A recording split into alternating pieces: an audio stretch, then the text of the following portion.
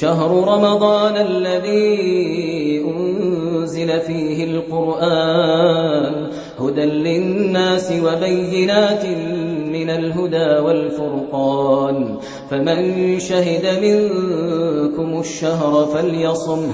إن الحمد لله نحمده ونستعينه ونستغفره ونؤمن به ونتوكل عليه ونعوذ بالله من شرور أنفسنا ومن سيئات أعمالنا. من يهده الله فلا مضل له ومن يضلل فلا هادي له وأشهد أن لا إله إلا الله وحده لا شريك له وأشهد أن محمدًا عبده ورسوله. أما بعد فإن خير الحديث كتاب الله وخير الهدي هدي محمد صلى الله عليه وسلم وشر الأمور محدثاتها وكل محدثة بدعة وكل بدعة ضلالة وفي رواية وكل ضلالة في النار. فأعوذ بالله من الشيطان الرجيم. بسم الله الرحمن الرحيم. السابقون الأولون من المهاجرين والأنصار والذين اتبعوهم بإحسان رضي الله عنهم ورضوا عنه. اللهم أرنا الحق حقا وارزقنا اتباعه وأرنا الباطل باطلا وارزقنا اجتنابه. اللهم علمنا ما ينفعنا وانفعنا بما علمتنا وارزقنا علما. رب اشرح لي صدري ويسر لي أمري واحلل عقدة من لساني يفقه قولي. برادران اسلام، واجب الاحترام بزرگوں، دوستوں، عزیز ساتھیوں، لائق احترام ماؤں اور بہنوں، اللہ تبارک و تعالی نے رمضان المبارک کو ہدایت اور اس کے نشانیاں قرار دیا ہے۔ ہدایت کیسے پا سکتے ہیں، کن نشانیوں کے ذریعے ہدایت تک پہنچ سکتے ہیں، اس کا واضح طور پر جو ثبوت رمضان المبارک میں ہمیں ملتا ہے وہ اللہ تبارک و تعالیٰ کے لیے دن میں روزہ رکھنا اور رات میں کھڑا ہونا، اللہ کی عبادت کرنا۔ اس حیثیت سے ہمیشہ 3 احادیث اپنے ذہن میں رکھیے جس میں اللہ کے رسول صلی اللہ علیہ وسلم نے یہ بہت بڑی خوشخبری سنائی ہے کہ جس نے ان 3 چیزوں میں سے کسی ایک کو بھی پا لیا، تینوں پا لیا تو ذہ نصیب خوش قسمت ترین انسان، ان میں سے کسی ایک کو بھی پا لیا تو اللہ کے رسول صلی اللہ علیہ وسلم نے یہ خوشخبری سنائی ہے کہ غفر لہ ما تقدم من ذنبہ، کہ وہ سب پچھلے گناہ اللہ تبارک و تعالی معاف کر دیتا ہے۔ جس میں اللہ تبارک و تعالی نے فرمایا اپنے حبیب کے ذریعے کہ ایک صیام ہے، کھڑا ہونا ہے، من صام رمضان، رمضان المبارک میں روزہ رکھنا ہے۔ اسی طرح فرمایا من قام رمضان، رات کی عبادت میں کھڑا ہونا ہے۔ اسی طرح فرمایا کہ من قام لیلۃ القدر ایمانا، لیلۃ القدر میں کھڑا ہونا ہے۔ ابھی میں ایک آرٹیکل میں پڑھ رہا تھا کہ ایک شیخ نے بہت مختصراً کر کے 3 باتیں کہی ہیں، جن میں سے ایک اہم بات یہ ہے کہ لیلۃ القدر اور خاص کر 10 دنوں میں کوئی بھی ایک عمل اگر آپ کو مل جائے گا تو اس عمل کا ثواب انہیں 80 پر 4 سال، 80 پر 3 سال 4 مہینے ملے گا، یعنی 80 پر 4 سال ملے گا۔ تو کہتے ہیں کہ اس حیثیت سے اگر دیکھا جائے تو لازمی طور پر ہم 3 باتوں کو بھی لے لیں، 3 باتوں کو بھی لے لیں تو ایک میں بھی اگر لیلۃ القدر پائی جائے تو ہمیں 80 پر 4 سال کا ثواب مل جائے گا۔ تو ایک یہ ہے کہ لیلۃ القدر میں کم از کم اپنا معمول رات کا 10 دنوں کے لیے 2 رکعات کم از کم نفل نماز پڑھنے کا بنا لو۔ اللہ تبارک و تعالیٰ کے فضل و کرم سے اسے ہم نے ارینج کیا ہے 8 رکعات پورے پڑھنے کا۔ نمبر 2 کہا کہ اگر اس میں کوئی ایک رات میں تمہیں مل جائے تو وہ 2 رکعت بھی تمہارے لیے 80 پر 4 سال 2 رکعت پڑھنے کا ثواب مل جائے گا، کیونکہ لیلۃ القدر ہی ایسی چیز ہے جو کیا ہے 1000 مہینوں کا ثواب مل جاتا ہے۔ اور اسی طرح 1 روپیہ 2 روپیہ ہی صحیح، 10 روپیے 20 روپے ہی صحیح، صدقے کو لازم کر لو ان 10 دنوں کے اندر۔ اگر کسی ایک دن بھی لیلۃ القدر مل جائے تو تمہیں 80 پر 4 سال 10 روپیے دینے کا ثواب مل جائے گا، 20 روپیے دینے کا ثواب مل جائے گا اگر مل جائے تو۔ اور جو انسان 10 کا مکمل پورا عشرہ کرتا ہے اسے مل ہی گئی، کیونکہ ان 10 کے اندر تو ہے، اتنا تو ہمیں معلوم ہے، اتھینٹک بات ہے۔ ان 10 راتوں میں ہے، خصوصی طاق راتوں میں تو کوئی نہ کوئی ایک رات مل ہی گئی۔ تو ان 3 چیزوں کو تم ہمیشہ کر لو کہ 2 رکعت کبھی مس نہ ہو، کم از کم کما، اور 10 روپیہ 2 روپیہ ہی صحیح، لیکن انفاق میں ایک لسٹ بن جائے تمہیں کہ تم نے 80 پر سال تک دیا تھا۔ اور تیسری بات، قرآن کی کچھ تلاوت لازم کر لو۔ اگر تم نے ایک صفحہ بھی پڑھ لیا تو ایسا ثواب ہے کہ تمہیں کیا ہے پوری زندگی 80 پر 4 سال تم نے بلا ناغہ اگر تم پڑھ سکتے ہو، ناممکن چیز ہے لیکن ثواب مل جائے گا۔ اب اس میں ایک بات اور ذہن میں رکھی، اللہ کے رسول صلی اللہ علیہ وسلم نے فرمایا کہ سورۃ الاخلاص جو ہے نا وہ 1/3 قرآن ہے، اور جو بندہ اس کو 1/3 کا مطلب 1/3، اور جو بندہ اس کو 3 مرتبہ پڑھتا ہے نا اس کا ثواب کے حساب سے ہوتا ہے کہ ایک قرآن پڑھے جیسا۔ جو سورہ اخلاص، کیونکہ کیا ہے 1/3 ہے، 1/3 کے حساب سے 1/3 قرآن 1 مرتبہ پڑھا، 2 مرتبہ پڑھا، 3 مرتبہ مکمل قرآن پڑھ لیا۔ تو وہ کہتے ہیں کہ ہر رات میں 3 مرتبہ کم از کم کیا ہے سورۃ الاخلاص پڑھ لو۔ اگر تمہیں لیلۃ القدر مل گئی تو سمجھو کہ تم نے 80 پر 3 سال 4 مہینے ہر رات پورا قرآن کا ثواب لے لیا، پورے قرآن پڑھنے کا ثواب۔ معمولی سی باتیں ہیں، لیکن ان 10 دنوں میں اگر کوئی بندہ کر لیا تو لازمی اسے ایک رات تو مل ہی گئی، اور ایک رات کا ثواب دراصل کیا ہے 80 پر 3 سال 4 مہینے کا ثواب ہو گیا۔ تو رہی یہ بات کہ بیانات سنو، رہی یہ بات کہ کیا اچھی باتیں سنو، یہ سب تو ثواب ہے، لیکن پرٹیکولر ثواب تو نہیں ہے نا، اللہ اس کا ثواب دے گا۔ لیکن اس بات کے لیے بہت اہم بات ہے کہ تلاوت مل جائے تو 80 پر 4 سال کی تلاوت مل گئی، قرآن کا مکمل کرنا مل جائے۔ اس وجہ سے میرے بھائیوں جو یہاں چلتا ہے بہت اچھا ہے، سنو، لیکن اپنے آپ کو تنہائی کی عبادت میں بھی ڈالو، تھوڑی سی تلاوت کر لو، وقت نکالو، تھوڑی سی تلاوت کر لو، ذخیرہ بن جائے، ہر روز کا معمول بنا، تھوڑا سا صدقہ کر، تھوڑی سی تلاوت کر لو، قل هو اللہ احد 3 مرتبہ پڑھنے کا کیا ہے عموم بنا لو 10 راتوں کے اندر۔ تو ان چیزوں کے اندر تم کیا ہے مداومت کرو گے ان 10 دنوں کے اندر تو گارنٹی ہے کہ اللہ تبارک و تعالی کیا ہے 80 پر 3 سال 4 مہینے کا ثواب دے دیتا ہے۔ اس وجہ سے کہ بعض لوگ بیانات میں بڑے انٹرسٹ ہوتے ہیں لیکن عبادات میں بڑے کورے ہوتے ہیں، عبادت ان کے پلے نہیں پڑتی، بڑی مشکل ہوتی ہے، بیٹھو تو گھنٹے گھنٹے بیٹھ کے کیا ہے سن لیتے ہیں، بہت اچھی باتیں کی ہیں، لیکن یہ تو مجموعی ثواب ہے۔ لیکن کچھ انفرادی کام اپنے کرنے سے آپ کو وہ خاص ثواب ملے گا، جس کا اہتمام ان دنوں کرنا چاہیے تاکہ آپ لوگ کم سے کم وقفے کے اندر زیادہ سے زیادہ کما لیں، ثواب کما لیں۔ یہ مجھے کیا ہے آپ لوگوں کو بتانا ضروری ہے۔ تو غرض کے آج ہمارے لیے 2-3 چیزیں اکٹھا ہو گئی ہیں۔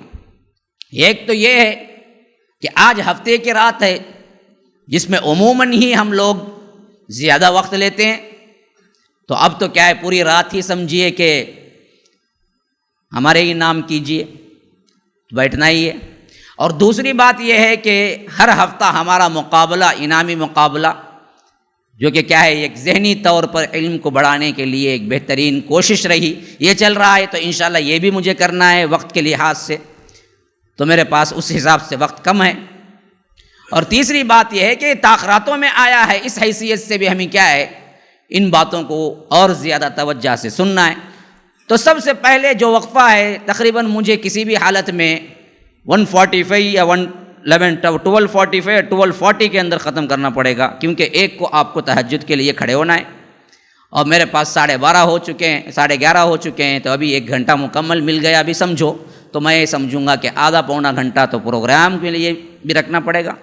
تو کچھ باتیں میں آج عرض کروں گا تھوڑے سے کم، اور اس کے بعد انعامی مقابلے کے لیے وقت ہے، پھر اس کے بعد انشاءاللہ کیا ہے وضو وغیرہ کا وقفہ ہوگا، پھر نماز۔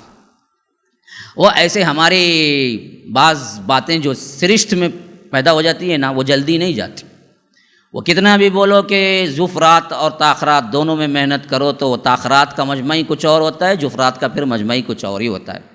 آپ وہاں کیا ہے جھنڈے گاڑ دو، لوگوں کے کیا ہے بڑے بڑے کیا ہیں ان کو گفٹ دو، بلاؤ، منت سماجت کرو کہ بھائی دونوں رات آ جاؤ، تو وہ بولتے ہیں کہ نہیں نہیں، ہماری سرشت میں جو ہے نا وہ کبھی نہیں جائے گا، ہم اپنے ٹائپ پہ آئیں گے، اپنے ٹائپ پہ جائیں گے، ہم طاق میں آئیں گے، جفت میں ویسے ہی کم ہو جاتا ہے مجمع۔ لیکن یاد رکھیے کم ہے یا زیادہ، ایکٹیویٹیز تو جاری ہیں، لیکن ایک بات اس میں یاد رکھیے کہ مداومت سے جو انسان کرتا ہے نا کوئی عبادت، اللہ کو وہ بہت پسند ہے، بنسبت کیا ہے کبھی کبھار کر لینے کی۔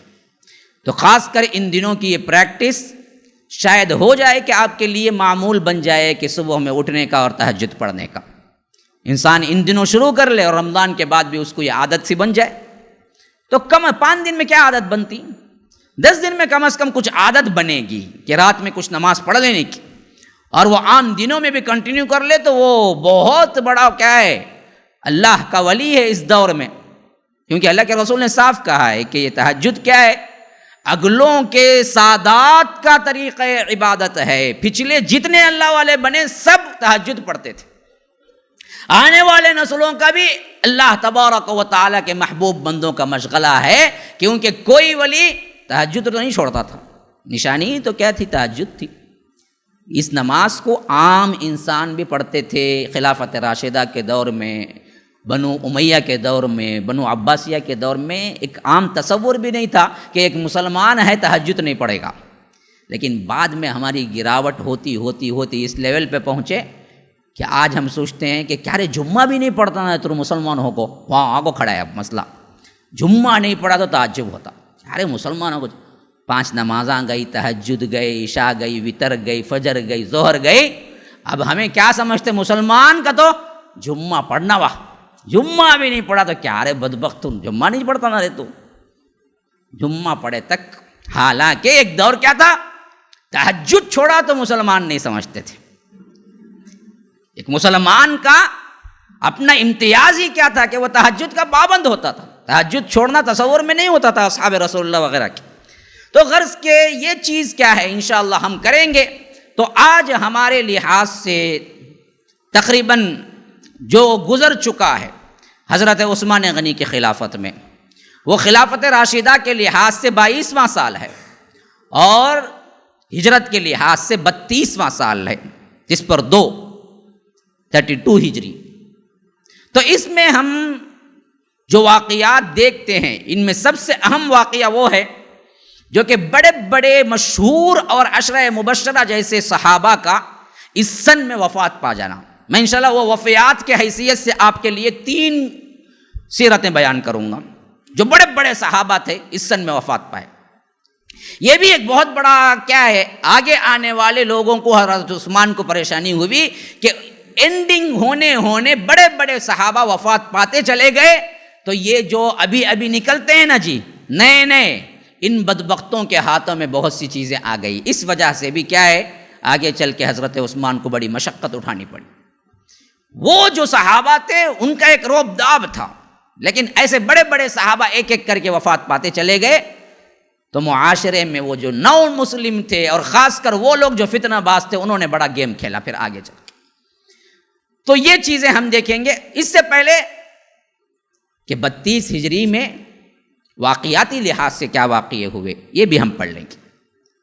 سب سے پہلی چیز جو مؤرخین ذکر کرتے ہیں وہ ہے ایک ایسی جنگ اور ایک ایسی فتح جو کہ بہت دنوں بعد مسلمانوں کو پیش آئی، یعنی تعداد کی تفاوت کے لحاظ سے آپ دیکھیں ہمیشہ سے معمول رہا، مسلمان ہمیشہ کم رہے اور جو دشمنان اسلام تھے ہمیشہ زیادہ رہے، لیکن اللہ تبارک و تعالی نے ان کم لوگوں پر فتح دی اور یہ اصول بھی بیان کیا اپنے قرآن مجید کے اندر کہ کم من فئۃ قلیلۃ غلبت فئۃ کثیرۃ باذن اللہ، بارہا کتنے ہی بار ایسا ہوا ہے کہ چھوٹا سا لشکر جب نکلا اللہ کی راہ میں تو اللہ نے بڑے بڑے لشکروں پر اس کو فتح دی تقوی کی بنیاد پر۔ تو ہم دیکھتے ہیں کہ بدر میں 313 مشہور ہے آپ کو، اور رمضان المبارک 17 رمضان روزہ یہاں لڑی گئی، اور مقابلے میں دگنا تگنا تھا، 1000 کے قریب، اور اللہ نے فتح دی۔ اور احد میں دیکھو 700 افراد تھے اور مقابلے میں 3000 تھے، دگنا تگنا، اللہ نے فتح دی۔ پھر آگے بڑھو، خندق میں تو معاملہ کچھ اور ہی عجیب، پورے ملا کے کل مدینے کے باسی جو تھے پورے رہنے والے 3000، اور مقابلے میں آیا ہوا لشکر 10,000 کا تھا، اور اللہ نے فتح دی۔ پھر آگے بڑھو، اس کے بعد مکہ فتح ہوا، 10,000 کا لشکر، پورا مکہ سرنڈر ہو گیا۔ اور حنین اٹھا لو، پورے 30,000 کا لشکر، مقابلہ 2 لاکھ سے تھا، اور اتنا 2 لاکھ رکھتے ہوئے ڈر گیا، آیا ہی نہیں۔ ایسے حالات ہوئے، لیکن یہ اللہ کے رسول صلی اللہ علیہ وسلم کے دور میں جو تفاوت تھا، وہ ایمان بھی تھا، نبوت بھی تھی ساتھ میں، تو اتنا بڑا تفاوت ہوتے ہوئے بھی اللہ نے فتح دی۔ بعد میں مسلمانوں کا بھی لشکر بڑا رہا، اور کبھی غیر مسلموں کا دگنا رہتا تھا، کبھی تگنا بھی ہو جاتا تھا، لیکن یہ بہت دنوں بعد پیش آیا کہ ایک تعداد وہ ہے جو بالکل بھی کم ہے، اور ایک تعداد یہ ہے کہ بہت زیادہ ہے، مقابلے میں اللہ نے ان کو فتح دی۔ یہ ہوا یوں کہ حضرت عبداللہ ابن عامر ایک صحابی ہیں، ان کی سردرگمی میں، ان کی گورنری میں جو علاقہ پڑتا تھا ایران کے اطراف کا، انہوں نے یہ کیا کہ حج کے موقع پر جا کے حج کر کے خلیفہ ثالث حضرت عثمان سے مل کر آنے کا پروگرام بنایا اور نکل گئے۔ اور اس زمانے میں حج کم از کم بھی اٹھا لیجئے 1 مہینے کا تو ہوتا، 15 دن جانے 15 دن آنے، اور وہاں کے 10 ایام میں 1.5-2 مہینے کا تو حج ہو جاتا۔ اب مل وغیرہ کے مدینے میں بھی مل کے آنا تھا تو ہو گیا سمجھیے کہ 2-3 مہینے۔ تو اس سے وہاں کا جو سردار تھا، جو چھوٹے چھوٹے قبائل پر مشتمل کفر کا اور جو کچھ کیا دشمنان اسلام کا تھا، ان سب نے اکٹھا ہو کر یہ پلاننگ کی کہ جب تک عبداللہ بن عامر نہ آ جائیں تب تک ہم اس صوبے کو کیا ہے اٹھا ہی دیں۔ تو انہوں نے جنگ کے لیے 40,000 کا لشکر اکٹھا کیا اور حملہ کرنے کے لیے۔ اب وہاں پر کوئی بڑا گورنر تو نہیں تھا، ایک معمولی سردار جو کہ دیکھتے ہیں کہ تابعی ہیں، انہوں نے اس کے مقابلے کے لیے پکار لگائی تو بڑی مشکل سے 3-4 ہزار کا لشکر اکٹھا ہو گیا۔ ادھر مقابلہ 40,000 کا لشکر تھا، اور ادھر مقابلہ کیا ہے، عبداللہ ابن حازم وہ تابعی تھے، انہوں نے اکٹھا کیا ایک معمولی سا سردار قبیلے کا، کیونکہ عبداللہ ابن عامر نہیں تھے، جا کے تھے مدینہ، تو انہوں نے مقابلے کے لیے کیا ہے اس 3,000 کے لشکر کو مقابلے میں لے کے نکلا۔ تو ان کو سوچ نہیں رہا تھا کہ یہ 40,000 کا مقابلہ میں 3,000 سے کروں تو کیسے کروں۔ اللہ نے بعض دفعہ ایسے ہوتا ہے انسان کے ساتھ کہ ایک اچانک مصیبت پڑتی ہے یا اچانک کوئی مسئلہ پیش آتا ہے، تو جہاں اللہ تعالیٰ مسائل کو ان کے درمیان میں لاتا ہے، یہ اللہ کا بہت بڑا رحم ہے کہ کبھی کبھی کیا کرتا ہے انسانوں کے قلب پر یا ذہن پر اس کے توڑ بھی ڈال دیتا ہے۔ آپ سوچ ہی نہیں سکتے کہ میں کیسے سنبھالوں گا، کوئی نہ کوئی آئیڈیالوجی، کوئی نہ کوئی آئیڈیا ذہن میں آتا ہے، آپ کیا کرتے ہیں اسے پار کر لیتے ہیں اور مسئلہ حل ہو جاتا ہے۔ تو کبھی کبھی اللہ تبارک و تعالیٰ یوں مدد کرتا ہے اپنے بندوں کی کہ ان کے ذہن میں بھی یہ نہیں سوچ رہا تھا کہ 3,000 40,000 کا مقابلہ کیا، دگنا کرو 6,000 بنتا، دگنا کرو 9,000 بنتا، ارے پھر بار بار کرتے جاؤ، کہاں ہے 40,000، کہاں ہے 3,000 بندے، اور وہ بھی پوری سازش کے ساتھ سپاہیوں کو لے کے آیا۔ یہ اچانک وہاں کے جو لوگ تھے ان کو پکار کے لے آئے، عوام کیا لڑنا جانے کی، لیکن تھا معاملہ عبداللہ بن عامر آنے تک سنبھالے رکھنا حکومت کو، ورنہ تو ان کے انڈر میں جانے کا اندیشہ تھا۔ تو اس سردار نے کیا کیا کہ عجیب سی حرکت، یعنی عجیب سا ان کے خیال ہے، انہوں نے کہا کہ نیزے نکالو، سب نے نیزے نکال لیا، جو پھینک کے مارا جاتا ہے اسے نیزہ بولتے ہیں، تو چھوٹا سا ہوتا ہے، خنجر تھوڑا سا بڑا ہوتا ہے اور بڑا، یہ آلات ہیں، جنگی آلات ہیں اس زمانے کے۔ تو انہوں نے کیا کیا کہ اس کو چربی اور تیل پہ اچھی طرح مل لو، کپڑا لگاؤ. تو انہوں نے کپڑے لگائے سب پہ کپڑے لگا لینے کے بعد انہوں نے کہا کہ کپڑے کو چربی اور تیل پہ اچھی طرح مل لو. جب انہوں نے مل لیا تو تیل کیا ہوتا ہے، بھڑک اٹھتا ہے. انہوں نے کہا آگ لگا لو. تو ہر بندہ اپنے اپنے نیزے پہ کیا ہے جیسے ہی بھڑکایا تو یہ 3000 لوگوں کے جتنے بھی نیزے تھے، جب ایک رات کا معرکہ تھا، رات کا منظر تھا، تو رات کی جنگ تھی، اب وہ پورا علاقہ ایک تو روشن ہو گیا، دوسرا وہ 3000 جا کے دشمن کی نظر میں ہزاروں لشکر کا دکھائی دینے لگا، کیونکہ آگ کا اتنا بڑا دریا. اب جب مقابلے کے لیے یہ آئے تو وہ لوگ دیکھنے ہی سے معذور ہو گئے کہ آخر ہیں کتنے لوگ. صرف ان کو اتنا نظر آیا کہ پورا علاقہ آگ سے بھر گیا ہے. اب وہ مقابلے کی سوچی نہیں، الٹا انہوں نے کیا ہے بھاگنے کی سوچی. تعداد اگر سامنے ہوتی تو سمجھتا نا، بندہ جب یہ سمجھ لے کہ کیا ہے ہم اس کا مقابلہ ہی نہیں کر سکتے، دل کے اندر کمزوری رعب آ جائے تو انسان بھاگ جاتا ہے، بڑے سے بڑا کیا قوی کیوں نہ ہو. انسان کا ڈیل ڈول، انسان کا کیا ہے جسمانی طور پر قوی ہیکل ہونا اس بات کی دلیل نہیں کہ وہ جیت جائے گا. اس کے اندر دل بھی مضبوط ہونا. بڑے بڑے لوگ ہوتے ہیں، بڑے اچھے جسم والے ہوتے ہیں، اندر سے کمزور، ٹانگیں ہلنا شروع ہو جاتی ہیں کھڑتے ہی. وہی دبلا پتلا کوئی ہوتا ہے بالکل ہی، لیکن کیا ہے مقابلے میں کھڑ جاتا ہے. تو جسم کے اوپر نہیں ہے، اصل اندر کا جو دل ہے نا، وہ دل کے اوپر معاملہ بستا ہے.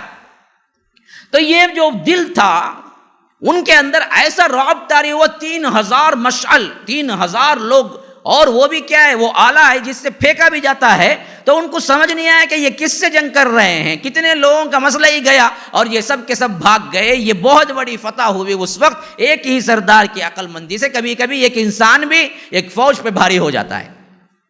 تو ایسے حالات ہمیں بھی پیش آتے ہیں کہ انسان عقل سے کام لے اس وقت بھی جب اللہ تبارک و تعالی اسے مصیبت میں گھیرے، تب بھی وہ اپنی عقل سے کام لے. یہ نہیں سوچے کہ اب میرے ہاتھ سے کیا ہوگا، میں اللہ بول کو بیٹھ گا بھائی چھوڑ ڈالا بھائی. نہیں نہیں، تمہارے اندر ہمت ہے، سکت ہے، محنت کر کے اس کو تراشو. پتھر کیا ہے، پتھر ہی رہتا ہے، لیکن اسی پتھر کو جب تراشتا ہے تو ہیرا بنتا ہے. وہ بھی پتھر، یہ بھی پتھر. بنا کیوں؟ کچھ صلاحیتیں اللہ دیتا ہے، ان صلاحیتوں کو جب کوئی انسان آزماتا ہے، کوشش کرتا ہے، تو وہ صلاحیتیں ابھر کے آگے آتی ہیں. لیکن جو بندہ کچھ کرنے کے ہی نہیں سوچتا، اپنی صلاحیتوں کو چھپا کے سمجھتا ہے میں کسی کا کیا ہے کوئی کام نہیں ہو سکتا، میں کوئی کام نہیں کر سکتا، میں فلاں ہو گیا، میں یہ ہو گیا، تو اس کی صلاحیتیں اسی کے اندر دب جاتی ہیں اور وہ خود کیا ہے کچھ کرنے کے لائق نہیں ہوتا، بلکہ معاشرے پہ بوجھ بن جاتا ہے. معاشرہ کیا ہے، گھر والے پریشان، معاشرے کے آدمی پریشان، کیا بھئی نہ کام کرتا نہ کچھ کرتا، گھروں پر بوجھ بنا بیٹھا ہے، ماں پریشان، باپ پریشان. لیکن اصل کمزوری کیا ہوتی ہے، وہ سوچ لیا کہ میں کچھ نہیں کر سکتا. وہی ایک بندہ اگر ٹھان لے کہ کچھ کرنا ہی ہے کہ اسے لاکھ کوشش کرو، معذور ہونے کے باوجود بھی بڑے بڑے کیا ہے کام انجام دے دیتا جب وہ اپنی عقل استعمال کرتا ہے. تو اس حیثیت سے ہمیشہ یاد رکھیے، ایک پیغام ہے ہمارے نوجوانوں کو، بلکہ ہر وہ شکستہ افراد کو جو کہ دل چھوڑ بیٹھے ہیں اور سمجھتے ہیں کہ میرا کیا ہوگا بھائی. نہیں نہیں نہیں، وقت ہے، کوشش کرو، اللہ راہیں نکالے گا. تم جس کو سمجھتے ہو کچھ نہیں ملا، اسی میں سے بہت کچھ تمہیں مل جائے گا. تم محنت کرو، کوشش کرو. بعض بزنس مین کیا کرتے ہیں، 2-3 بزنس کیے، سب میں خسارہ ہوا، بیٹھ جاتے ہیں، کیا کرنا بھائی. بعد میں کیا ہے ان کا کیا ہے لینا، زکوٰۃ لینا شروع کر دیتے ہیں. اچھا گھرانہ، کوشش کرتا تو خود زکوٰۃ دے سکتا تھا، زکوٰۃ لینا شروع کر. بعض لوگ کیا ہوتے ہیں، کبھی پڑھائی میں فیل ہوتے ہیں، دل شکستہ ہوتے ہیں کہ مجھے اب کیا ہو سکتا ہے. نہیں، کچھ نہیں. وہی سوار گرتے ہیں جو میدان جنگ میں جاتے ہیں. جو میدان جنگ میں گیا ہی نہیں وہ گرتا کیوں؟ تو فیل وہی ہوتا ہے جو آگے بڑھنا ہے. چلو اور ایک مرتبہ ٹرائی کرو، آگے بڑھ جا سکتے ہو. کتنے ڈاکٹر ہیں تو 10 مرتبہ کیا ہے +2 کا ایگزام دیا، پھر ڈاکٹر بھی بن گئے. لوگوں کو معلوم ہی نہیں، وہ 10 مرتبہ دیے تھے پہلے، آگے چل کے بن گئے. تو محنت سے کیا نہیں جی چرانا ہے، اور اس بات سے کبھی نہیں یہ کرنا ہے میرے اندر کوئی ہر بندے کے اندر کوئی نہ کوئی صلاحیت، بس اس کو اجاگر کرنا ہے، پیچھے نہیں ہٹنا ہے. اس حیثیت سے انسان کو اللہ تبارک و تعالی عطا کر دیتا ہے جب اس کی کوششیں آگے جاتی ہیں. یہ ایک بہت بڑا واقعہ اس وقت ہوا جب 32 ہجری کا زمانہ چل رہا تھا. عبداللہ بن عامر جب واپس آئے وہ حیران رہ گئے. وہ مدینہ پہنچ کے حضرت عثمان سے مل کے پھر اس کے بعد اپنے علاقے کو واپس آئے تو جو کا تو جیسے چھوڑ کے گیا تھا ویسے ہی چل رہا تھا. لیکن جب انہیں سنایا گیا کہ 40,000 کا لشکر اکٹھا ہوا اور ہم پر حملہ ہوا اور ہم نے کیا ہے اس کی مدافعت کی اور ان سب کو کاٹ کے رکھ دیا اور یہ میدان چھوڑ کے بھاگے، تو وہ حیران رہ گئے کہ یہ کام کیسے انجام پایا۔ بتایا گیا کہ صرف اور صرف ہم 3,000 میں ہمارا ایک سردار کا ایک آئیڈیا تھا جس سے ہم نے کیا ان پر غلبہ پایا، تو وہ بہت متاثر ہوئے۔ تو انسان کو کبھی کیا ہے پریشانی سے گھبرانا نہیں ہے، اس کے اندر کا توڑ نکالنے کی کوشش کرنا ہے۔ تو اسی طرح آئیے دوسرا واقعہ سنیے 32 ہجری کا، آپ کو میں پہلے بھی سنایا ہوں۔ میں نے بتایا تھا کہ حضرت ابو ذر غفاری ایک صحابی ہے جو اتنا ان کے اندر دنیا کی بے رغبتی تھی۔ دیکھیے ایک نام ہے تقوی، یہ اللہ کا ڈر کہلاتا ہے، لیکن اس کا ایک دوسرا نام آپ سنے ہوں گے زہد، اور ہم بولتے بڑے زاہد بنتے ہو جی تم۔ یہ زہد کا مطلب ہے دنیا سے بے رغبت ہو جانا۔ تو یہ زاہدوں کے زاہد تھے جن کو دنیا سے کوئی دلچسپی نہیں تھی اور آخرت کے لیے ہر کام کرتے تھے، حتیٰ کہ وہ پیسہ جمع کرنا بھی لوگوں کے لیے صحیح نہیں سمجھتے تھے۔ یہاں تک کہ حضرت عثمان کا دور آ گیا جس میں انہوں نے سمجھا کہ لوگ اللہ کے رسول کے زمانے سے بہت ہی بدل گئے ہیں۔ ان کی وفات کے سلسلے میں آتا ہے کہ یہ 32 ہجری میں وفات پائے۔ اس وقت جب حضرت عثمان نے بلا کے کہا کہ آپ یہ کہنا چھوڑ دیجئے کہ لوگ پیسہ جمع نہیں کرنا ہے، تو انہوں نے کہا کہ نہیں، مجھے آپ کسی جگہ بھیج دیجیے۔ اس کے بعد وہ ربضہ چلے گئے۔ اب وہاں جانے کے بعد تنہا رہنے لگے، اپنی فیملی کے ساتھ رہتے تھے، یہاں تک کہ ان کی وفات کا وقت قریب آ گیا۔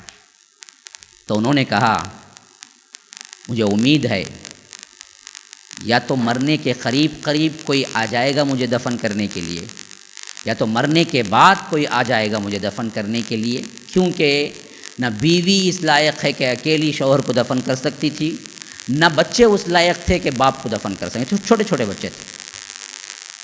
وہ کہا کہ اللہ کے رسول صلی اللہ علیہ وسلم نے یہ کہا کہ تو تنہا رہے گا، تنہا مرے گا، تنہا اٹھے گا، تو مجھے امید ہے کہ دفن کے لیے بھی کوئی نہ کوئی آئے گا۔ تو اب بیوی بیٹھی رو رہی تھی، پریشان ہو رہی تھی کہ آپ کو میں دفن بھی نہیں کفن بھی نہیں کر سکتی اور آس پاس ہے بھی کوئی نہیں، کس کے انتظار میں بیٹھوں؟ تو یہاں تک کہ ان کی روح قبض ہو گئی۔ اب عجیب بندی، یہ بندی بھی باہر نکلی کہ شوہر کے بول تو یہ تھے کہ کوئی نہ کوئی آئے گا ضرور، تو شاید آ جائے۔ تو وہ اب ٹیلے پہ چڑھ کے دیکھنے لگی کوئی قافلہ وغیرہ آ رہا ہے، تو اتنے میں دیکھا کہ ایک 10-15 افراد کا ایک قافلہ آ رہا ہے۔ تو وہ قریب آئی تو دیکھنے لگے تو یہ تو ابن مسعود ہیں۔ تو انہوں نے پوچھا کہ ابو ذر یہیں آئے؟ کہا کہ یہیں تھے، ابھی گزرے۔ اللہ اکبر، ابو ذر گزر گئے، کفن دفن کا کیا ہوا؟ کہا کہ نہیں، ابھی گھر ہی میں ہے۔ تو کہا کہ شاید اللہ نے اسی لیے بھیج دیا مجھے۔ تو وہ سیدھے گھر گئے، وہاں پر دیکھا تو ابو ذر کی کیا ہے لاش رکھی ہوئی رضی اللہ عنہ۔ انہوں نے کفن دفن کا انتظام کیا، اور پوری جو جماعت تھی ساتھ میں مل کے، مدینے کے اتنے بڑے اور اتنے بہترین صحابی جس کو اللہ کے رسول صلی اللہ علیہ وسلم نے کہا کہ ان سے سچا کوئی نہیں ہے آسمان کے نیچے زمین کے اوپر، ایسے صحابی کا حال اس طرح ہونے پر وہ ملال بھی ہو رہا تھا ابن مسعود رضی اللہ عنہ کو۔ لیکن پھر بھی کیا ہے، یہ ایک بات ان کے بھی ذہن میں تھی کہ اللہ کے رسول نے انہیں بتایا تھا کہ انہوں نے کیا ہے تنہا ہی گزرنا ہے، اور اللہ نے انتظام کر دیا ان کے لیے۔ تو دیکھا کہ کھانے پینے کے لیے کچھ نہیں ہے، بس ایک بکری ہے۔ تو انہوں نے پوچھا کہ اب کیا کرنا ہے؟ دفن کر دیے، کفن کر دیے، نماز جنازہ پڑھ دیے، اب کیا کرنا ہے؟ تم اکیلی اس گاؤں میں اپنے بچوں کو لے کے رہو گی، اور اس کے بعد آگے ہم بھی کیا ہیں سفر سے آئے بھوکے پیسے ہیں۔ تو اس وقت انہوں نے کہا کہ ابو ذر کا خاص خیال یہ تھا، نیت یہ تھی کہ وہ کہتے تھے کہ جو پارٹی آئے گی اور مجھے دفنائے گی کفنائے گی، اس کو کہہ دینا کہ یہ بکری کو کاٹ لے اور اس کا گوشت کھا لے اور اس کے بعد یہاں سے نکلے۔ انہوں نے شاید اسی وجہ سے یہ بکری چھوڑ دی، ہے تو کچھ نہیں دوسرا گھر میں۔ تو اب اس وصیت کو جب ان کی بیوی نے کہا تو انہوں نے کہا کہ خیر یہی چلو۔ تو اس کے بعد انہوں نے وہاں پر کیا ہے کھایا. پھر اس کے بعد حضرت عثمان کو اطلاع ملی تو حضرت عثمان نے کہا کہ اب ابو ذر کی بیٹیاں اور ان کی بیویاں وغیرہ سب میرے انڈر میں دیکھ بھال کروں گا, یہاں مدینہ لے کے آ جاؤ. تو وہ آ گئے پھر واپس. اسی طرح اب دیکھیے اللہ کا کرنا یوں ہو, یہ بہت بڑی شخصیت تھی. اور اسی زمانے میں پھر ہوا یہ کہ ابن مسعود رضی اللہ عنہ بھی, جو کہ اس وقت یہاں دفنایا کفنایا, سعید جا کے گھر میں رہے تو وہاں سے ان کی بیماری شروع ہو گئی. اب یہ کون ہے یہ بھی سمجھ لیجئے, یہ بھی سب سے اہم شخصیت ہیں صحابہ میں ابن مسعود. ابن مسعود کا دور آپ کو اگر معلوم ہو تو آپ اندازہ کریں کہ جب اللہ کے رسول نے پہلا اسلام کا درس دیا, شروعات کے دن تھے, ابو بکر ہوتے تھے, اللہ کے رسول ہوتے تھے, یا اللہ کے رسول ابو بکر ہوتے تھے, کہیں نکل جاتے تھے دعوت وغیرہ کے لیے. ایک مرتبہ سخت دھوپ تھی اور اسی دھوپ کے ماحول میں حضرت ابو بکر صدیق کے ساتھ اللہ کے رسول جا رہے تھے تو دیکھا کہ ایک نوجوان بالکل 17-18 سال کا بکریوں کا ایک ریوڑ لے کے چڑھا رہا ہے. اللہ کے رسول صلی اللہ علیہ وسلم اس کے پاس پہنچے, کہا کہ بھائی ہم پیاسے ہیں, تھوڑا دودھ مل جائے گا. ابھی اسلام کا زمانہ نہ آیا تھا نہ پایا تھا یہ بندہ, لیکن تھا قدرتی طور پر فطرت کے لحاظ سے بڑا ہی سلیم الفطرت. جو لوگ سلیم الفطرت ہوتے ہیں نا وہ برائی کو فوراً بھانپ لیتے, وہ کبھی برائی نہیں کرتے. تو اس بندے نے کہا کہ میں کیا کر سکتا ہوں, یہ مالک کی بکریاں ہیں, میں امین ہوں, میں دودھ نہیں دے سکتا. تو اللہ کے رسول نے اس کی ایمانداری پہ بڑے خوش ہوئے کہ مالک دیکھنے والا نہیں ہے, پھر بھی یہ کہتا ہے کہ میں اس کا دودھ پوچھے بغیر نہیں دے سکتا, میں دراصل مالک کی بکریاں چراتا ہوں, میں کیسے آپ کو دودھ دیتا ہوں. تو اللہ کے رسول نے کہا کہ اچھا کوئی ایسا بچہ یا کوئی ایسی بکری ہے تمہارے پاس جو دودھ نہ دیتی ہو, یا ابھی اس عمر کو ہی نہ پہنچی ہو جہاں دودھ دینا ہے. تو وہ بچے نے پوچھا کہ وہ لے کے آپ کیا کریں گے, آپ کو تو دودھ چاہیے. تو اللہ کے رسول صلی اللہ علیہ وسلم نے پوچھا کہ وہ بات چھوڑو, مجھے کیا چاہیے کیا نہیں چاہیے, ہے تمہارے پاس ایسا؟ تو ایک مریل سے ابھی چھوٹا بچہ تھا, ابھی وہ دودھ دینے کے لائق نہیں ہوئی تھی بکری, وہاں اشارہ کر دیا کہ یہ ہے جو ابھی لائق بھی نہیں ہوئی ہے کہ دودھ دے سکے. تو اللہ کے رسول نے اسی کو قریب لاؤ. وہ قریب لائی گئی تو اللہ کے رسول صلی اللہ علیہ وسلم نے کچھ پڑھا, وہ بندہ دیکھ رہا تھا نا, تو کچھ پڑھا. پھر اس کے بعد تھن پہ ہاتھ مارا تو بالکل تھن دودھ سے بھر گیا. تو اللہ کے رسول صلی اللہ علیہ وسلم نے خود دوہا دودھ کو, پھر اس کے بعد صدیق اکبر کو دیا, خود پیا, بچے کے لیے بھی دیا. اور اس کے بعد اللہ کے رسول نے کہا کہ تھن سے کہا کہ سکڑ جاؤ, تو وہ پھر پرانی حالت میں سکڑ کے دودھ نہیں تھا, کیسا تھا ویسے ہو گیا. اب یہ بندہ دیکھ رہا تھا. تو اس نوجوان نے پوچھا آپ نے جو پڑھا ہے وہ مجھے بھی سکھا دیجیے, ایسے کیسے کر سکتے ہیں جو آپ نے کیا ہے پڑھ کے. تو اللہ کے رسول صلی اللہ علیہ وسلم نے مسکرا کے کہا کہ تم تو پڑھے ہوئے غلام لگتے ہو, انکا غلام معلم, یعنی یہ نہیں بتایا کہ کیا پڑھنا تھا, کیونکہ وہ اللہ کے رسول کا معجزہ تھا. اور جو پڑھے تھے اللہ کے رسول کچھ زیادہ نہیں پڑھے تھے, بسم اللہ کہا تھا, بسم اللہ کہہ کے تھن پہ ہاتھ رکھا تو تھن بھر گیا, اور اللہ کے رسول نے جتنا چاہے دودھ نکال لیا. پھر اس کے بعد کیا ہے, اللہ کے رسول نے کہا کہ سکڑ جا, تو سکڑ گیا. تو اب اس بات کو, ابھی وہ بچہ کیا تھا, اسلام نہیں لایا تھا کہ بات سمجھا سکیں. تو اللہ کے رسول نے کہا تم بڑے ذہین نوجوان لگتے ہو, پڑھے ہوئے لگتے ہو, یہ کہہ کے چلے گئے. لیکن بچے کو یہ بات بہت زیادہ کھٹکنے لگی. آخر ویسے کیا چیز تھی ان کے ہاتھ میں کہ انہوں نے کیا ہے, ایک مریل سی بکری جو ابھی بچہ نہ دی ہے نہ دودھ دی ہے, لائق ہے, چھوٹا بچہ ہے, کیسے ہاتھ رکھتے ہی تھن میں دودھ آ گیا, اور چہرے سے جادوگر بھی نہیں لگتا. پھر وہ کہتے ہیں کہ یہی وہ نوجوان تھا جو ابن مسعود تھا اس زمانے میں, کہ وہ کہتے ہیں کہ پھر میں سوچا یہاں تک کہ اللہ کے رسول کے پاس آیا, کہا کہ اللہ کے رسول آپ تو سچے لگتے ہیں, مجھے بھی اسلام میں داخل فرما لیجئے, میں کیا کرنا ہے. تو اللہ کے رسول صلی اللہ علیہ وسلم نے انہیں کیا ہے اسلام اپنے ہاتھ پہ قبول کروا کے چند آیتیں سکھائی قرآن کی. تو انہوں نے کہا کہ اس کو کیوں نہ میں کعبۃ اللہ میں اعلان کر دوں. اللہ کے رسول نے کہا کہ دیکھو تم نوجوان ہو, جوشیلے ہو, لیکن یہ بات مت بھولو کہ اگر تم کعبۃ اللہ میں بلند آواز سے اس کو پڑھو گے تو کافر لوگ تمہیں نہیں چھوڑیں گے. اور کسی مسلمان کی اس وقت تک ہمت نہیں ہوئی تھی کہ کعبۃ اللہ میں علی الاعلان پڑھ سکے. روکنے کے باوجود بھی عبداللہ ابن مسعود کہتے ہیں کہ لیکن مجھے قرار نہیں آ رہا تھا کہ میں اس بات کو، اتنا بہترین کلام کو اپنے سینے میں رکھ سکوں. میں تو ظاہر کرنا چاہتا تھا. اللہ کے رسول کے منع کرنے کے باوجود دوسرے دن صبح سویرے پہنچ گیا اور بلند آواز سے تلاوت شروع کر دی. تو قریش کو سمجھ ہی نہیں آئی کہ پہلے کیا ہو رہا ہے. ان میں سے ایک آدمی بعد میں کہا کہ ارے یہ تو وہ غلام ہے ابن مسعود جو کہ اللہ کے رسول پہ اترا ہے، وہ پڑھ رہا ہے قرآن جس کو کہتے ہیں. تو تب مارنے کے لیے نکلے یہ لوگ اور مارا، اتنا مارا کہ چہرے کا رنگ بدل گیا، چہرہ پہچانا نہیں جا رہا تھا. حتیٰ کہ ابو بکر آئے وہاں سے چھڑایا. پھر کہا کہ تم نے، اللہ کے رسول نے منع نہیں کیا تھا. کہا کہ اللہ کی قسم اگر کل یہ موقع ملے تو پھر میں یہ کروں گا، کیونکہ جس مار میں مجھے اتنا مزہ آیا اس سے پہلے کسی میں مزہ نہیں آیا. قرآن سنانے کے لیے مار کھایا ہوں. یہ سب سے پہلا بندہ تھا جس نے علی اعلان قرآن سنا کے مار کھایا تھا ہسٹری میں، تاریخ اسلام کے اندر. آج تمہیں گفٹ دے کے بلاتے ہیں کہ قرآن پڑھو سناؤ، تو ہم نہیں سناتے نہ پڑھتے ہیں. آج اللہ نے کتنا کشادہ کر دیا. دیکھو ایک زمانہ کتنا تنگ تھا اسلام کے لیے کہ قرآن سنانے پہ مار کھایا. آج جگہ جگہ حفاظ کے مدرسے ہیں، جگہ جگہ کیا ہے آپ کو جلسے رکھتے ہیں، جگہ جگہ کوسس رکھتے ہیں اور آپ کو کیا ہے بڑے بڑے انعامات کے ساتھ بلاتے ہیں، آؤ قرآن سیکھو اور بتاؤ ہمیں کیا ہے، آپ کو گفٹ دیتے ہیں.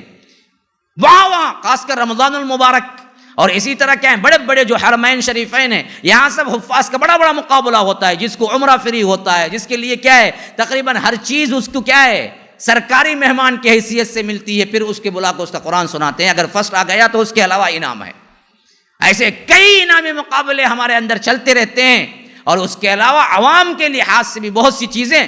افسوس لیکن یہ کہنا پڑتا ہے کہ ہمارے پاس پڑھنے والے نہیں، پڑھنا نہیں آتا ہے قرآن. ہمیں کیسی زندگی ہوگی جس کی زندگی میں قرآن نہ ہو؟ مجھے تعجب ہوتا ہے کیسی خالی خالی زندگی ہوگی، کیسے خالی خالی دل ہوگا اس کا جس کے دل کے اندر ایک پارہ حفظ نہ ہو، آدھا پارہ حفظ نہ ہو، ایک سورہ صحیح پڑھنے نہ آتا ہو. آخر وہ زندگی بھی کوئی زندگی ہے جس میں قرآن پڑھنا نہ آتا؟ عجیب لگتا ہے مجھے تو کیسے لوگ زندگی گزارے. اسی لیے اندھیرا پن ہمارا اتنا گہرا ہو چکا ہے کہ ہمیں اجالا نظر ہی نہیں آتا ہے. کیوں؟ قرآن دل میں نہیں ہے، قرآن ہمارے دل میں نہیں ہے. تو ہمیں کیسی زندگی ملے گی؟ ویسی زندگی ملے گی جو کافر کسی زندگی ہے، جس کے اندر کوئی خوشی نہیں، کوئی رغبت نہیں، کوئی دینی جذبہ نہیں. وہی زندگی ہماری بھی ہے. یہ قرآن ہے تو دلوں کی جلا ہے، دلوں کی بہار ہے، دلوں کی فرحت ہے، دلوں کی خوشی ہے. پھر یہی وہ خوشی ہے جو نکل کے چہرے پہ آتی ہے. آج تم بیوٹی پارلر کے لیے جاتے ہو، مرد بھی جانے لگے ہیں سجنے سنورنے کے لیے.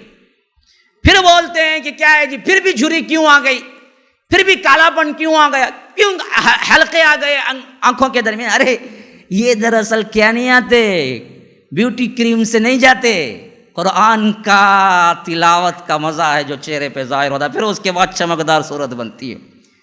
ان حفاظ کے چہرے دیکھو، کبھی کبھی شریم کا چہرہ دیکھ لو، کبھی کبھی سدیس حفظہم اللہ ان کا چہرہ دیکھ لو، کیا تر و تازہ ہے. وہ کون سا لے کے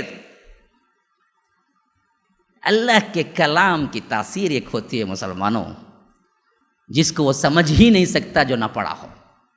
دم کا روٹ بریانی کا مزہ وہی سمجھ سکتا ہے جس نے کھایا ہو. میں بیٹھ کے ایک بہت بڑی کتاب لکھوں بریانی کیا ہوتی ہے پتہ ہے، اور وہ کتاب آپ پڑھ لیے، ہاں بریانی کا مزہ آ گیا. کہاں سے آئے گا؟ وہ اتنی بڑی کتاب چھوڑ کے تم ایک نوالا کھاؤ، معلوم ہو جائے گا کہ بریانی کا مزہ کیا ہے. وہی حال ہے قرآن کا. لاکھ فضائل بیان کرو لیکن وہ حقیقی سرور اور مزہ جو تلاوت میں اللہ نے رکھا ہے وہ پڑھنے کے بعد آتا ہے. آپ لاکھ روکنا چاہیں، جذبات کا ایسا طوفان اٹھتا ہے کہ آنکھوں سے آنسو رواں ہو جاتے ہیں. آپ نہیں دیکھتے حرمین کے امام، یہاں کے چھوڑو، یہاں نہ پڑھنے والا سمجھتا ہے نہ سمجھنے کے لیے پڑھتا ہے، لیکن جنہوں نے سمجھ کے پڑھا ہے نا قرآن کو دل میں اتارا ہے نا، وہ لاکھ کنٹرول کے ضبط نہیں کر سکتے، آنسو گر جاتے ہیں ان کے. پڑھتے پڑھتے کیوں رونا آتا ہے؟ کیوں یہاں کے اماموں کو نہیں آتا وہاں کے اماموں کو آتا ہے؟ سمجھتے ہیں وہ کیا پڑھ رہے ہیں، ان کو معلوم ہوتا ہے اللہ کہاں خوشخبری دے رہا ہے، کہاں عذاب کی دھمکی دے رہا ہے، کہاں جنت کے مناظر آ رہے ہیں، کہاں جہنم کے مناظر، وہ کانپ کے رہ جاتے ہیں اندر سے. ایسا لگتا ہے کہ گویا کہ ابھی پڑ جائے گا. اس وقت جو سرور ملتا ہے، جو خوشی ملتی ہے نا، کروڑوں دے کے بھی کما نہیں سکتے تم. یہ چیز آپ کے درمیان ہے، اب بھی لے سکتے ہو، پھر یہ ویران زندگی گزار کے کیا فائدہ؟ اللہ کے رسول نے کہا کہ خبرستان نہ بناؤ۔ کیا مطلب؟ خبرستان میں قرآن نماز نہیں پڑھی جاتی ہے تو تمہارا دل بھی قبرستان بن جاتا ہے جب تم نہیں پڑھتے ہو۔ تلاوت زندہ ہونے کی نشانی ہے، جس کے دل میں قرآن نہیں مردہ ہونے کی نشانی ہے، مردہ۔ قرآن پڑھنے والا اور نہ پڑھنے والا، اللہ کے رسول نے کہا کہ کمثل الحی والمیت، مردہ اور زندے کا سا فرق ہے، اور فرمایا کہ یقرأ القرآن ویتتعتع فیہ لہ اجران، کوئی بندہ قرآن پڑھنے کے لیے مشقت اٹھاتا ہے تو اس کے لیے 2 ثواب ملتے ہیں، ایک پڑھنے کا ثواب، ایک کوشش کرنے کا ثواب۔ فرمایا کہ جو پڑھتا ہے قرآن مع السفرۃ الکرام البررہ، کل قیامت کے دن بہترین بڑے بڑے مقرب ترین فرشتوں کے ساتھ اس کا حشر ہوگا، یعنی اللہ تعالیٰ حشر کے میدان میں وہاں رکھے گا تب تک حساب نہیں ہو جاتا۔ حساب کا ایک پیریڈ ہے نا، تو اس تکلیف میں کہاں کھڑا ہونا پڑے گا؟ نیچے تانبے کی زمین، اوپر ایک نیزے پر سورج، اپنے ہی پسینے میں کوئی گھٹنے تک، کوئی کمر تک، کوئی کان کی لو تک، کوئی کھندے تک، کوئی پورے سر ڈوبا، پریشان حال ہوگا۔ تو حفاظ کو جو قرآن اپنے دے، حفاظ کا مطلب یہی نہیں کہ پورے حافظ بن جائیں، اگر آپ کے پاس کچھ بھی حفظ ہے اللہ کی نظر میں، اگر وہ سمجھ کے آپ نے پڑھا ہے، اس پر ایمان رکھا ہے، تو اس کے لیے بھی ہے، اس کے لیے بھی ہے۔ تو جن کے دلوں میں قرآن ہے، پکارا جائے گا کہ اس تکلیف میں مت رہو حشر میں، تم جہاں نیزے کے برابر سورج ہے اور نیچے تانبے کی زمین ہے، آؤ تم ہمارے مقرب ترین فرشتوں کے ساتھ بیٹھے رہو، تمہارے لیے نور کی کرسیاں بچھائی جائیں گی، پھر جب جنت جانے کا وقت آئے گا تب بلا لیا جائے گا تمہیں۔ قرآن دلوں کی بہار بناؤ، قرآن پڑھو، ورنہ تو کچھ نہیں ہے زندگی میں۔ جنت میں داخل ہوگے تو اہل قرآن کو اللہ بولے گا۔ اہل قرآن کا مطلب یہ بدبخت نہیں ہے جو حفاظ قرآن ہے۔ اقرا وارتقی ورتل کما کنت ترتل فی الدنیا فإن منزلتک آخر آیت تقرأها۔ اے حافظ قرآن، اے قرآن پڑھنے والے، پڑھ، اقرا وارتقی، چڑھ، ورتل، تلاوت کر، کما کنت ترتل فی الدنیا، جیسا کہ تو دنیا میں تلاوت کرتا تھا۔ فإن منزلت آخر آیت تقرأها، تو پڑھے گا ایک درجہ چڑھے گا، پڑھے گا ایک درجہ چڑھے گا، یہاں تک کہ تیرا آخری درجہ وہی ہوگا جہاں تیری آخری تلاوت ہوگی۔ کتنے سورے تجھے یاد ہیں، پڑھتے جا، کتنے آیتیں تجھے یاد ہیں، پڑھتے جا، چڑھتے جا۔ یہ مقام ہے جو کسی اور سے نہیں کہا جائے گا، پڑھتے جاؤ، چڑھتے جاؤ، صرف قرآن پڑھنے والوں سے کہا جائے گا۔ حیف ہے، ہم پر صد افسوس ہے، اس کو اللہ کیا کہے گا جس کو قرآن پڑھنا ہی نہیں آتا ہو؟ حفظ تو بہت دور کی بات ہے، جسے قرآن پڑھنا نہیں آتا اس کی پھر حیثیت کیا رہ گئی؟ بتاؤ ذرا۔ تو ابن مسعود کی زندگی سے سبق لو، پھر انہوں نے جو قرآن پہلی مرتبہ کعبۃ اللہ میں سنا پھر کبھی نہیں بھولے، قرآن ہی کے لیے اپنی زندگی لگائی، یہاں تک کہ اللہ کے رسول نے خود کہا کہ مجھ پر قرآن پڑھو، میں تمہارے قرآن سننا چاہتا ہوں۔ تو اللہ کے رسول صلی اللہ علیہ وسلم جب پڑھتے ہوئے نساء تلاوت شروع کی تو اس آیت پہ پہنچے، فَكَيْفَ إِذَا جِئْنَا مِن كُلِّ أُمَّةٍ بِشَهِيدٍ وَجِئْنَا بِكَ عَلَىٰ هَؤُلَاءِ شَهِيدًا۔ تو اللہ کے رسول نے کہا کہ حسبک حسبک، بس بس، اب میرے اندر سکت نہیں ہے کہ میں سن سکوں۔ عذاب، اللہ سے سوال کا ڈر اتنا ہوا کہ اللہ کے رسول نے کہا ابن مسعود ٹھہرو ٹھہرو۔ ابن مسعود کہتے ہیں کہ میں ٹہر کے اللہ کے رسول کے چہرے پہ نظر ڈالا تو دیکھا کہ داڑھی مبارک آنسوؤں سے تر ہو چکی ہے، اللہ کے رسول اتنا رو چکے ہیں، چہرہ متغیر ہو چکا ہے، آواز نہیں نکل رہی رقت سے۔ کیا تھی وہ آیت؟ وہ آیت تھی فَكَيْفَ إِذَا جِئْنَا مِن كُلِّ أُمَّةٍ بِشَهِيدٍ وَجِئْنَا بِكَ عَلَىٰ هَؤُلَاءِ شَهِيدًا۔ اس وقت تمہاری کیا حالت ہوگی جس میں میں ہر امت سے ایک گواہ لاؤں گا اور پوچھوں گا کہ تم نے جو پیغام میں نے تمہیں دیا تھا تم نے امت تک پہنچا دیا؟ اور ان سب پر آپ کو بناؤں گا گواہ، اے اللہ کے رسول۔ تو اللہ کے رسول تھرا کے رہ گئے کہ اللہ کے دربار میں کھڑے ہو کے مجھے بھی گواہی دینی ہوگی کہ میری امت تک میں نے وہ پیغام پہنچا دیا جو پیغام اللہ نے مجھے پہنچایا۔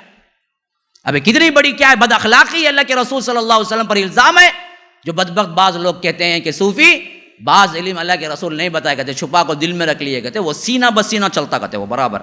اس کے بعد اللہ کے رسول علی کو بتایا کہتے، علی ان کے شاگرد کو بتایا کہتے، انہوں ان کے شاگرد کو بتایا، آج تک ویسا چالے کو ہے کہتے، ویسا ہونا کا تو تمہیں اطلاق لے لگا کو دیو میرے مٹھی میں تم نہ بتاؤں گا۔ پھر سینہ بسینہ علم بول کے بنا کے رکھیں، جو کسی کو نہیں سکھائے، صرف اللہ تبارک و تعالیٰ کہتا ہے کہ جو کچھ بھی پہنچایا وہ نہیں تو ہم گواہ بنائیں گے تمہیں، کیوں نہیں پہنچایا؟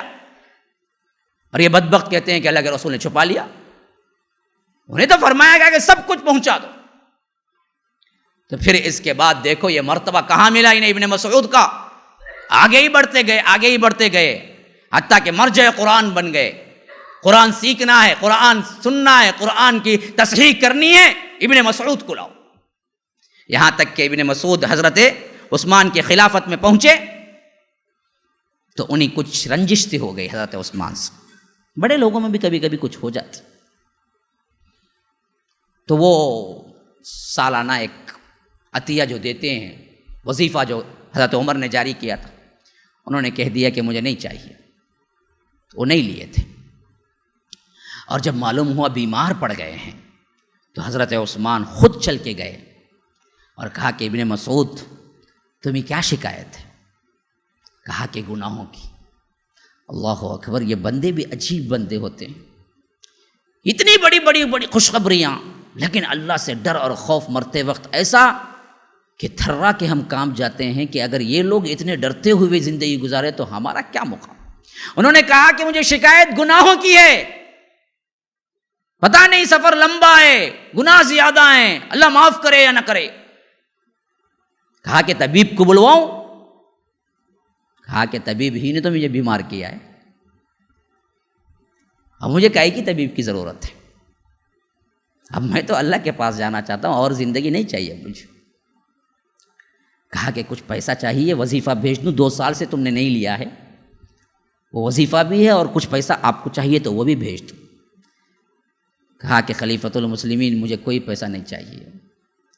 کہا کہ ابن مسعود تمہاری بچیاں ہیں، اگر تم نہیں لیتے ہو تو بچیوں کی خاطر لے لو، آگے کام آ جائے گا بچیوں کو۔ تو انہوں نے کہا کہ کیا میری بچیاں افلاس کا شکار ہو جائیں گی، فقر کا شکار ہو جائیں گی؟ آپ یہ سمجھتے ہیں؟ ہرگز نہیں، میں نے انہیں کہہ دیا ہے کہ ہر رات سورہ واقعہ پڑھ لو، اور میں نے اللہ کے رسول سے سنا ہے جو ہر رات سورہ واقعہ پڑھتا ہے وہ کبھی مفلس نہیں ہوتا، مجھے آپ کے پیسے کی کوئی ضرورت نہیں۔ اپنی بچیوں کو سکھاؤ قرآن پڑھنا، اپنی اولاد کو سکھاؤ۔ ہاں، صرف ہم یہ پڑھنا سکھاتے ہیں، دنیاوی پڑھائی کے لیے کیا ہے، ناراض ہو جاتے ہیں اولاد سے، برابر پڑھتا نہیں، پڑھتی نہیں، اچھے مارک لایا نہیں۔ ابھی قرآن پہ بھی غور کرو، ایک سورہ یاد ہی نہیں ہے بچی کو، پڑھنا آتا ہی نہیں آتا ہے۔ رات میں پڑھنے کی صورتیں یاد کراؤ، صبح میں اٹھ کے پڑھنے کی صورتیں یاد کراؤ، سوتے وقت کی صورتیں یاد کراؤ، اور آپ بھی پڑھو ساتھ ساتھ۔ بچے ایسے ہی ہاتھ کر لیتے ہیں۔ تو کہا کہ میں اپنی بچیوں کو کہہ دیا ہوں کہ سورہ واقعہ ہر رات پڑھا کرو، اور مجھے ڈر نہیں ہے کہ کوئی فقر میرے بچیوں کو ہوگا، اللہ کے رسول نے پہلے ہی کہہ دیا ہے مجھے۔ تو حضرت عثمان خاموشی سے اٹھ کے آ جاتے ہیں، اس کے بعد انتقال ہوتا ہے ان کا۔ تو یہ ابن مسعود کا واقعہ ہے۔ اور تیسرا واقعہ عبد الرحمن بن عوف کا، ان کا انتقال بھی اسی 32 ہجری میں ہوتا ہے۔ حضرت عبد الرحمن بن عوف وہ صحابی ہیں جو کہ اللہ کے رسول صلی اللہ علیہ وسلم کے 10 مبشرہ والے صحابات میں آتے ہیں، اور پہلے اسلام قبول کرنے والوں میں سے۔ آپ کو بہت سے واقعات میں ایسے ہی بتا چکا ہوں عبد الرحمن بن عوف کے واقعے میں، لیکن یہ خاص واقعہ بھی یاد رکھ لیجئے جو کہ اللہ کے رسول صلی اللہ علیہ وسلم کے اس صحابی کا ہے۔ وہ یہ ہے کہ ایک مرتبہ 700 اونٹ غلے کے آتے ہیں، پورا مدینہ شور ہو جاتا ہے کہ عبد الرحمن بن عوف کی مالداری کا۔ تو حضرت عائشہ پوچھتی ہیں کہ یہ مدینے میں شور کیسا، کیا آوازیں آ رہی؟ کہا کہ 800 اونٹ 700 اونٹ آئے ہوئے ہیں جس میں کھانے کی ہر چیز موجود ہے، جس کی وجہ سے پورا مدینہ بھر گیا ہے۔ تو کہتے ہیں کہ اماں عائشہ لیکن میں نے سنا ہے عبد الرحمن جنت میں گھٹنوں کے بل داخل ہوں گے. بس یہ سننا تھا. وہ دوڑ کے آتے ہیں, کہتے ہیں کہ اماں آپ نے سنا ہے اللہ کے رسول کو یوں کہتے ہوئے؟ تو میں آپ کو گواہ بنا کے کہتا ہوں یہ 700 کے 700 اونٹ میں سے ایک پیسہ میرا نہیں ہے, سب اللہ کے لیے میں نے دے دیا ہے. مالداری مالداری ہی ہے, حساب تو دینا پڑے گا نا. تو اس سے بہتر وہ شخص ہے جس کے پاس مال نہیں ہوتا ہے. عبد الرحمن جیسے شخصیت کو بھی یہ جھیلنا پڑا, 10 مبشرہ کے صحابی. تو یہ 3 میرے پاس زیادہ وقت نہیں ہے, ویسے بھی زیادہ وقت پہلے ہی ہو چکا ہے, مقابلہ بھی ہے. تو اس حیثیت سے میں بات کو یہیں پر ختم کرتا ہوں. ھذا وباللہ التوفیق وصلی اللہ وسلم علی نبینا محمد. اسأل اللہ لی ولکم ولسائر المسلمین من کل ذنب فاستغفروه انه هو الغفور الرحیم.